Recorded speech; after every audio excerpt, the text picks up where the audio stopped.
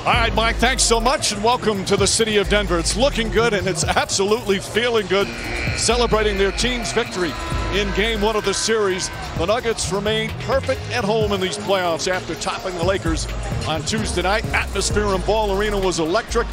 We expect more of the same in a capacity crowd, and yes, the Joker will be present for Game 2. As we welcome you inside Ball Arena and NBA courtside. Eastern Conference Finals started last night in Boston, and the Heat stay hot, winning Game 1 on the road. Game 2 tomorrow night also will be back in Boston. And hello, everyone. Along with Mark Jackson and Jeff Van Gundy, Mike Green on hand, Lisa Salters with us as well. Game 1, we were headed towards a blowout, but it turned into be a thriller. And after the game, both coaches felt there were some real positives, but both also had real concerns. Let's start with Denver. Great win, no doubt about it, Mark. But even Michael Malone said that we need to play a heck of a lot better in Game 2. What has to be better? Well, the most important thing, they've got to be ready and prepared to counterpunch. Whatever the Lakers decide to do, responding to the mishaps in Game 1, they have to be locked and loaded and prepared to make the proper adjustments. And what a luxury to have a guy that has all the answers to any question presented. That's Nikola Jokic, and the job that he does on a nightly basis for this Denver Nuggets team, leading the transition. You decide to double coverage him, making plays, putting guys in position to finish and score. Effective and efficient. Again, you decide to single coverage him. Win your matchup. Dominate if they're going to play you one-on-one. One-on-one means be aggressive. Don't be passive looking to score. And look at this one. Anthony Davis, this is good defense, but better offense. He's been absolutely rolling, not just in Game 1, but take a look at his numbers the last 5 ball games. 35 plus, 65% from the field, 13 and 13. He is flat out getting it done. Oh, he's been absolutely phenomenal. But they do have significant alterations to their plan so that they can get out and dominate in transition like they did in the first half. They have to make sure they limit the number of times they switch pick and rolls involving LeBron James, where he can then back in smaller perimeter players like Jamal Murray and pound the paint over and over and get these same players in foul trouble. If they can stay out of these type of situations and not put the Lakers on the free throw line, they can dominate in transition where the Lakers are at their weakest defensively. In the first half, 17 transition points, beautiful job of sharing the ball. But unfortunately for Denver, they only had opportunities to score 2 transition points in the second half. With more on Denver right now, let's check in with Lisa Salters. Hey, Lisa. Hey, Mike. Well, Denver won the game, but what the Nuggets have heard for the last 2 days is that somehow it's the Lakers who walked away from Game 1 with all of the momentum because of the way they were able to come back.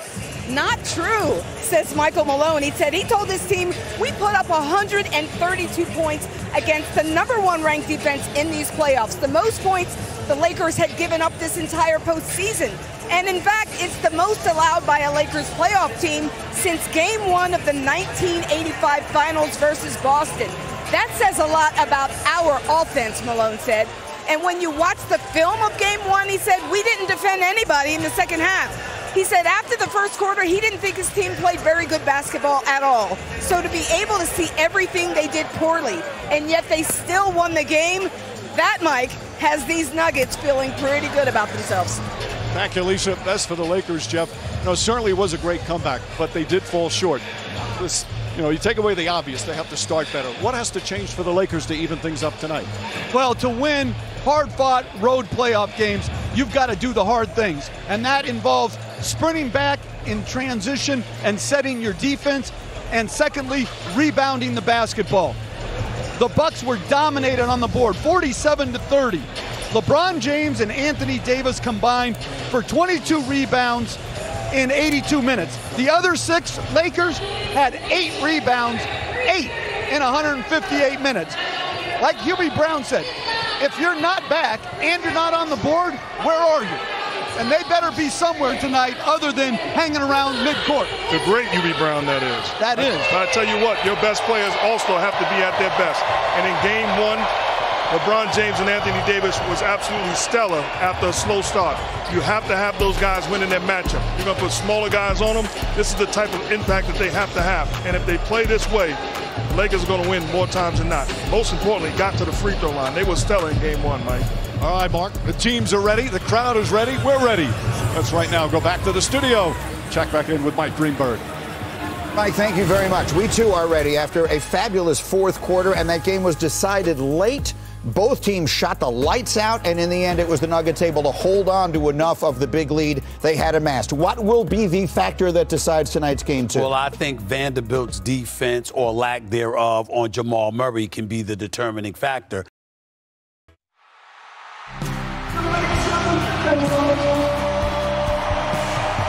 Our house where we thrive.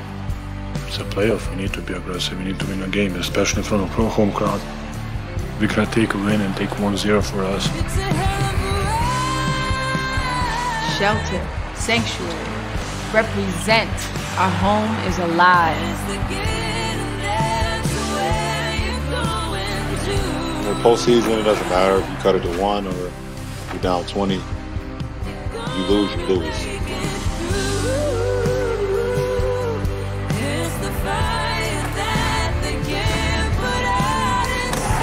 We'll be better. We'll be better in game 2, that's for sure.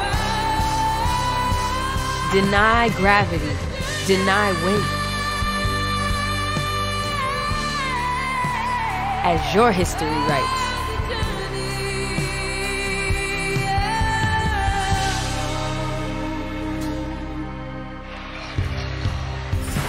Here we go with the Los Angeles Lakers and the Denver Nuggets, game 2 of the Western Conference Finals, presented by AT&T 5G. Just gorgeous scenery as a look at downtown Denver, home of the Nuggets, who have put together a magical season, #1 seed in the West most of the year, and now with a 1-0 lead in this best-of-7 Western Conference Final. Their head coach is Michael Malone. Here's some sound. Our challenge is we guarded 1 quarter last game. Let's get close to 4 quarters, because what we do on our defense is we get out and run and play at our pace, all right? Defend, rebound, run for 48. Together, 1, 2, 3. Yeah. Hear that all the time. 48 minutes as we look at the starting lineups here for game 2. From Malone and the Nuggets, the same starting 5, but Darvin Ham making a change once again. Jared Vanderbilt, who started the first 11 games of the postseason, but did not the last 2. He's back in the starting lineup for LeBron James and the Lakers. And guys, that's for defensive purposes, obviously. I wouldn't be surprised at seeing him start on Joker initially, allowing Anthony Davis to roam. That or Jamal Murray. I think it's very interesting because they took out a tremendous defender in Dennis Schroeder and inserted Vanderbilt. I'll be interested to see if the Nuggets then ignore Vanderbilt at the other end. Well, Schroeder did start the last 2 games. Game 6 in the previous round and the other night.